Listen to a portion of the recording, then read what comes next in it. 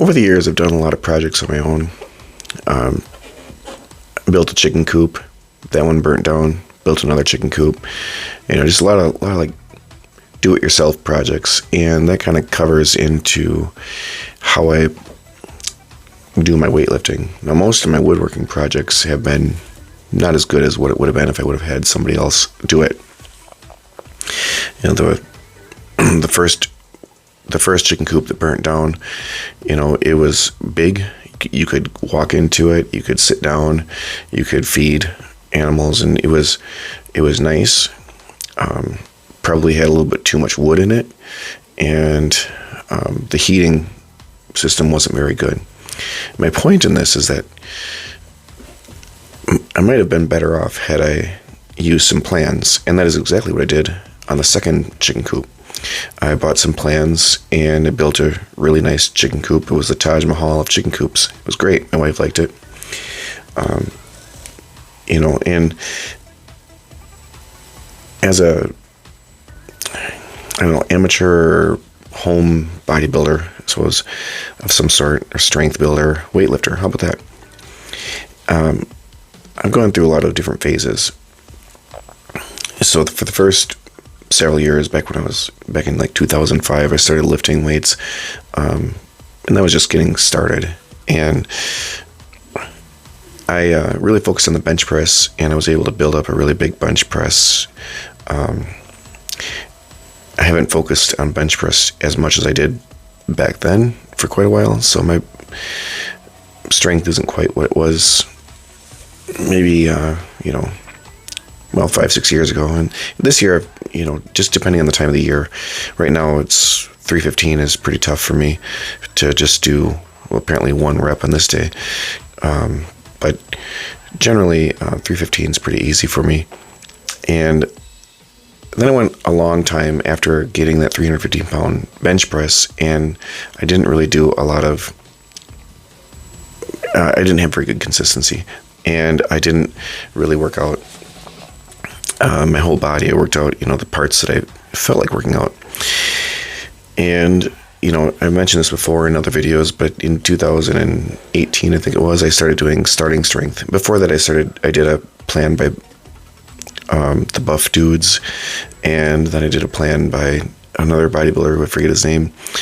And what I liked about these plans was that it was forcing me into consistency, and it made me have to work out with some sort of goal, and it also got me tracking my workouts and really watching that, and that's become kind of a passion of mine. I love looking at my growth or my declines if they happen, and trying to figure out strategies and how to get them going.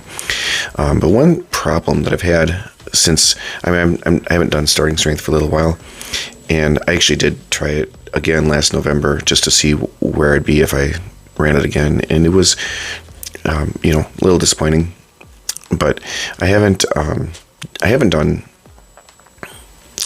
any, like, I did 531, which was a garbage plan. I wouldn't recommend that to anybody. And now I'm back to programming my own stuff, and this is a chest and tricep day.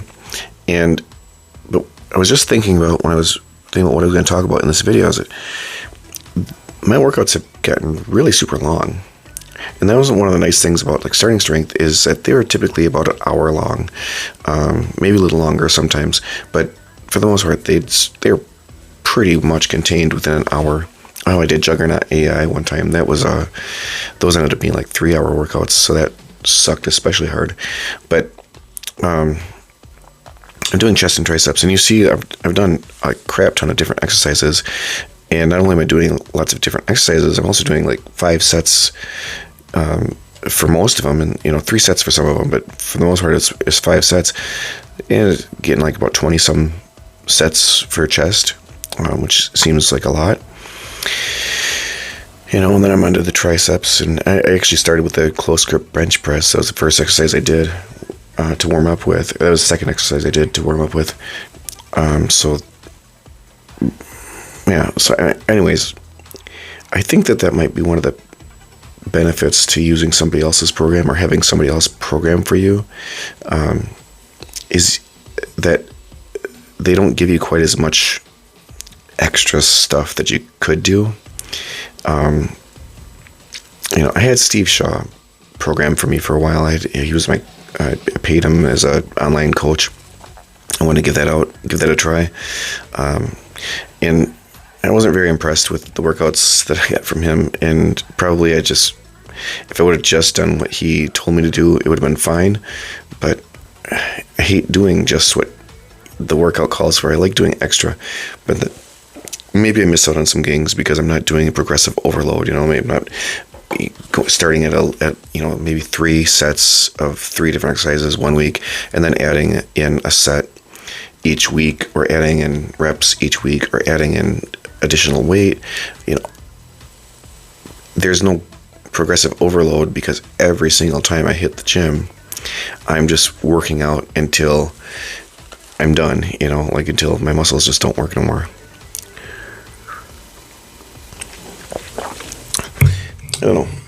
Maybe something I'd be interested in talking about, whether is progressive overload necessary. I don't know if it is. Maybe it is. But then I probably have to have somebody else do my programming. So, as you can see, I had a little helper. She was in there the whole time that I was working out yesterday, and she was enjoying playing in front of the mirror right now. So she's having a great time while we're working out. Anyways, so that was my thought for the day. Let me know what you think. Is progressive overload absolutely necessary, or can you just go in and hit it as hard as you can every single time? I guess what matters is, do you grow bigger muscles? Do you get stronger? That's it. Thanks.